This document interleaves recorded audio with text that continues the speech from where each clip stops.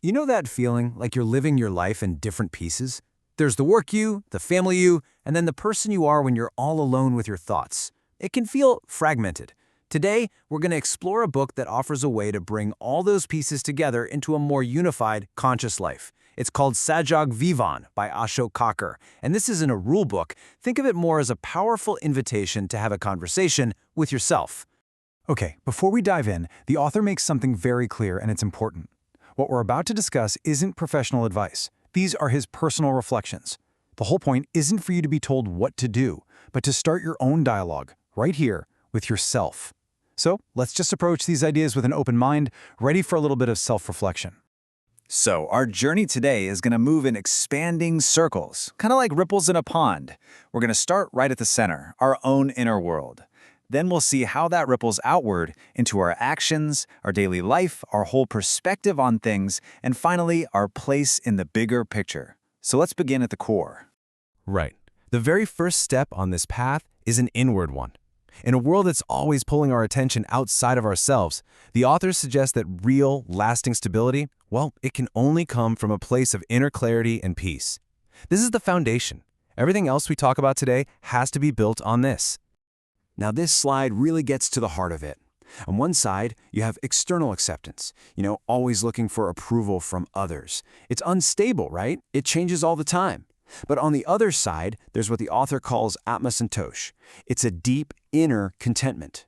This doesn't depend on what anyone else thinks. It comes from knowing your own values and living by them. That's where true, unshakable stability comes from. And a huge part of building this foundation is mental discipline. The author is really clear here. This is not about just pretending everything's great. No, it's the hard work, the conscious work, of choosing a balanced thought over a gut reaction. It's about finding that little bit of space between something happening and you reacting. And in that space, you get to choose how to think. So once you've got that inner foundation becoming more and more stable, how does it actually show up in the real world? Well, that brings us to our next circle, our character, which is really just our inner world expressed through our actions. And this leads to a really important idea the author calls ethical stability. Look, it's easy to have principles when things are going smoothly, but what about when you're under pressure, or when it's inconvenient? The author argues that your real character shines through when your ethics don't change no matter what's happening around you. That's how you build trust, not just with other people, but with yourself too. And here are the practical ways to build that character. It all starts with your why, the purity of your intention. Then it's about owning your actions, being truthful, and being consistent day in and day out. And notice that last one, wow, listening to actually understand, not just waiting for your turn to talk. That's a huge one, isn't it? Okay, so having a strong inner self and a solid character is amazing. But you have to sustain it, right? And that leads us to our next section, the practical, everyday discipline of creating balance in our lives. The author is very firm that this doesn't just happen by accident. It's a conscious practice. This chart gives us a fantastic model for managing our energy.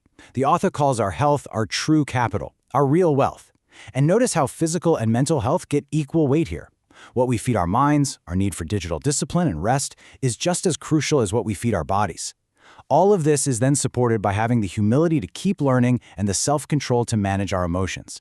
It creates this amazing, sustainable cycle of well-being. All right, so with a stable inner world, a strong character, and a life in balance, you earn the ability to expand your perspective. You can start to think about some of life's deeper truths and see how they can completely change your day-to-day priorities. Now, this is a deep question. It's based on a concept the author calls mrityu bodh, which basically means the awareness of mortality. Now, this isn't about being gloomy or morbid. Not at all. It's meant to be a practical tool. How does consciously remembering that our time here is not infinite, how does that actually change the way we live today? And the answer isn't scary. It's actually quite liberating. This awareness isn't a source of fear. It's a tool for focus. It helps to dissolve the ego. All the petty arguments and competitions just seem to fade away. It cuts through all the noise and makes it crystal clear what truly matters.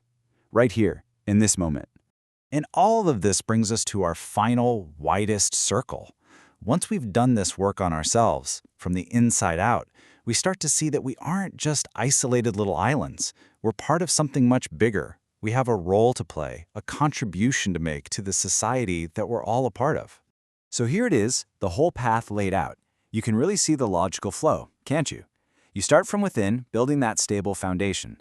That allows you to act with integrity in the world. Your balanced lifestyle sustains all of this, and from that place of strength, you can then give back and contribute to the whole.